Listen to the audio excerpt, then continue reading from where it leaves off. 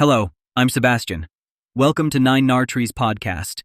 Today, I will summarize and review the book. Neil Postman's Amusing Ourselves to Death, Public Discourse in the Age of Show Business, is a profound exploration of the implications of television culture on public discourse. Originally published in 1985, this work examines the shift from a typographic to a televisual culture and its effects on the way we perceive and interact with information. Postman argues that television has transformed the way information is conveyed, prioritizing entertainment over substance, which has significant repercussions for politics, education, religion, and even our thinking patterns. Anchored in a detailed historical narrative that contrasts the age of typography. With the age of television, Postman's analysis offers a critical look at the media-driven dynamics of American culture. I will give you key takeaways from this book. Firstly, the medium is the metaphor. The first chapter of Neil Postman's book introduces the concept that the medium through which information is communicated is not merely a passive conduit, but actively shapes the content and form of public discourse.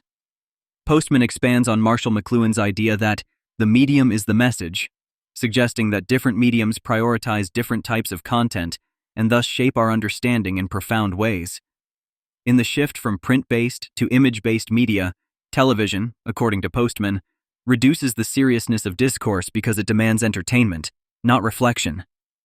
This foundational idea sets up his argument about television's impact on culture and emphasizes the pivotal role of medium choice in shaping societal communication.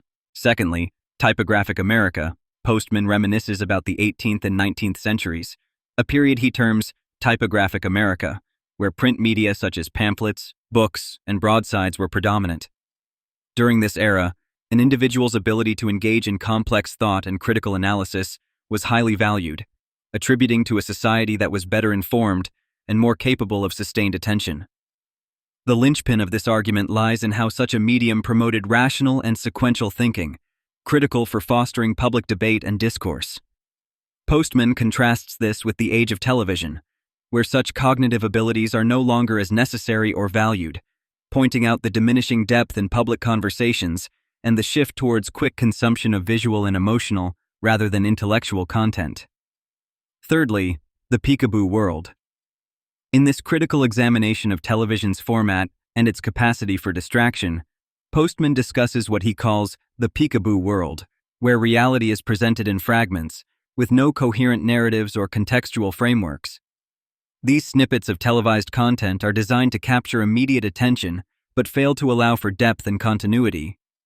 Television news, for example, jumps from one unrelated story to another, often without offering any resolution or in-depth analysis, leading to a more superficial understanding of world events. This fragmentation contributes to a disorganized and highly superficial public discourse, hindering meaningful and sustained examination of complex issues. Fourthly, teaching as an amusing activity. Postman critiques the influence of television on education, expressing concern over its role in transforming the classroom into an entertainment venue, rather than a place for serious intellectual engagement. He discusses how educational programs attempt to keep learners engaged, not by challenging them intellectually, but through entertainment, dramatically changing the nature of learning and teacher-student dynamics.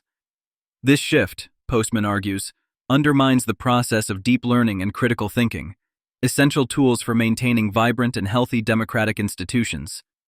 He prompts readers to reconsider how educational content is delivered and the long-term consequences of prioritizing entertainment over educational values. Lastly, the Huxleyan warning. Drawing from Aldous Huxley's dystopian novel, Brave New World, Postman warns of a society drowning in a sea of irrelevance and passive consumption of amusing content, which does not encourage active and critical participation in public life. Unlike Orwell's fear of a totalitarian regime inflicting pain to suppress dissent, Huxley feared that citizens might give up their autonomy voluntarily to the seduction of entertainment. Postman argues that television has realized this dystopian vision by turning all subject matter into entertainment, thereby trivializing serious issues and diminishing political discourse to sound bites and spectacle, leading to an apathetic and ill-informed citizenry.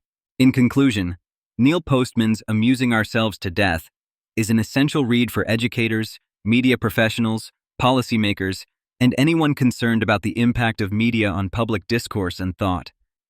This book offers profound insights that encourage us to scrutinize the mediums through which we consume information and the effects they have on our cognitive capacities and democratic processes. By understanding the transformations discussed by Postman, readers can become more discerning consumers of media, better equipped to navigate a landscape increasingly dominated by entertainment over substance.